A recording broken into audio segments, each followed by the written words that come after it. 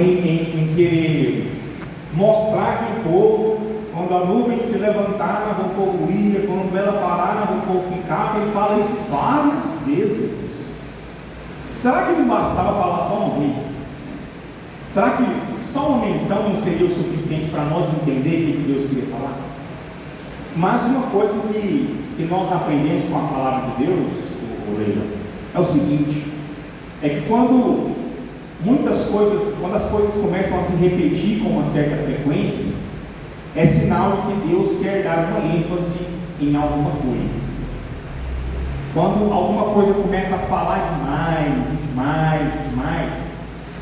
é como se Jesus estivesse falando o que ele diz lá no Novo Testamento, o seguinte: olha, quem tem ouvidos para ouvir, que ouça, né?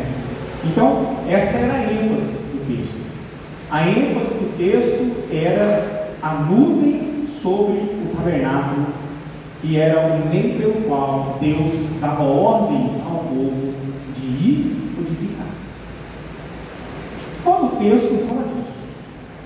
Mas a grande ênfase era o seguinte: a presença de Deus é o indicador daquilo que nós temos que fazer ou não nas nossas vidas. Eu quero começar falando uma coisa interessante aqui, e parece muito óbvio, mas nós muitas vezes nos esquecemos. Nós somos tomados por ansiedades, as tribulações, as lutas nos cercam, frustrações da vida tiram a nossa concentração e nos fazem esquecer daquilo que Deus já nos comunicou ao coração. É ou não é verdade? Nós, irmãos, nos esquecemos, né? Temos a nossa visão cegada diante da agitação do dia a dia, e precisamos sempre repetir, né, para a igreja e para o povo, verdades que são fundamentais, coisas como Deus te ama, coisas como o Senhor não desistiu da sua vida, Ele morreu por você na cruz, o Senhor é bom, o Senhor é justo, coisas que parecem, sabe, verdades que, de tão entupidos que nós estamos dela, parecem até coisas de jardim de infância. Mas há uns dias atrás eu estava conversando com um irmão ali na porta, e eu falei que muitas vezes, irmãos, são as verdades mais simples,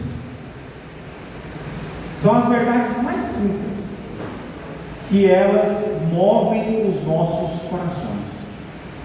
Às vezes não é um culto de um ensino super, hiper, mega aprofundado, com vasto conhecimento em grego, em hebraico. Não.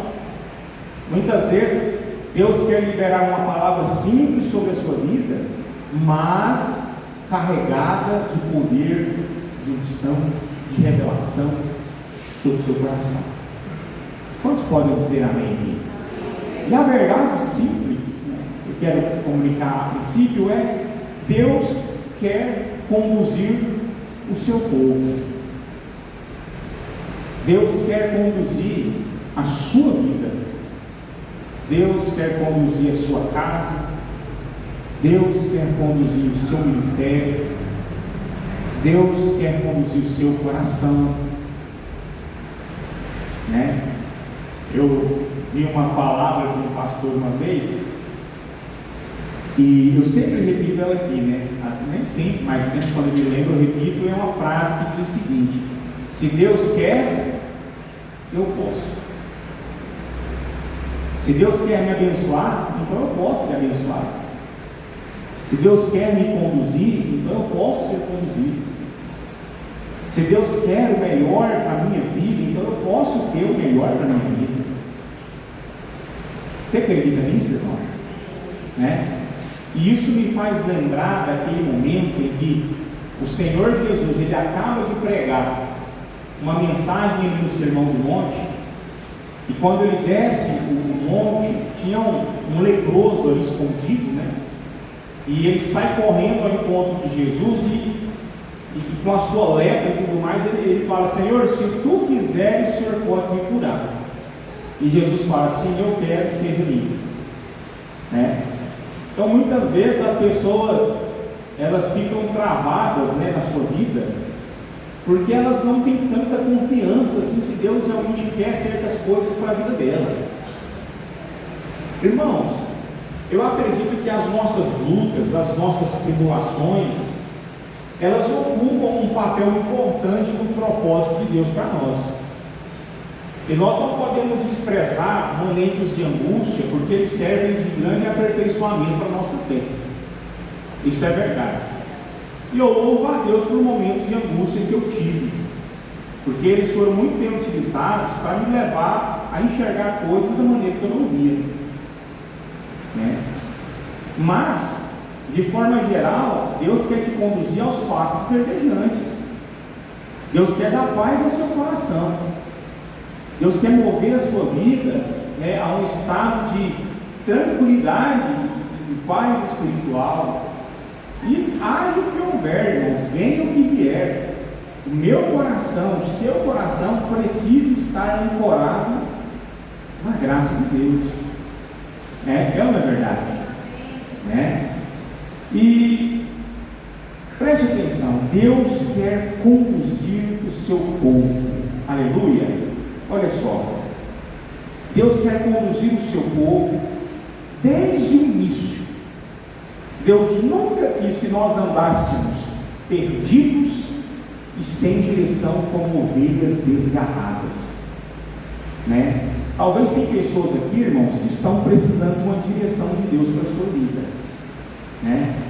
E o conselho é: olhe, peça a direção, peça o direcionamento de Deus. É por isso que Jesus nos ensina claramente na oração do Pai Nosso a orar por isso. Seja feita a sua vontade. Seja feita a sua vontade. É uma verdade. E muitas vezes, irmãos, eu já falei isso em algumas ocasiões, às vezes a vontade de Deus, ela vai vir de forma indigência. Ela vai vir de forma a nos contrariar, porque há uma luta entre a nossa vontade, muitas vezes, e a vontade de Deus. Muitas vezes nós oramos pela vontade de Deus, esperando ouvir da parte de Deus aquilo que nós realmente queremos que Deus decida, não é verdade? Mas embora essa vontade de Deus nos seja revelada de forma indigesta, amarga, né? Muitas vezes nos contrariando, nós precisamos ter certeza de que essa vontade, ela sempre será boa, perfeita e agradável. Sempre será.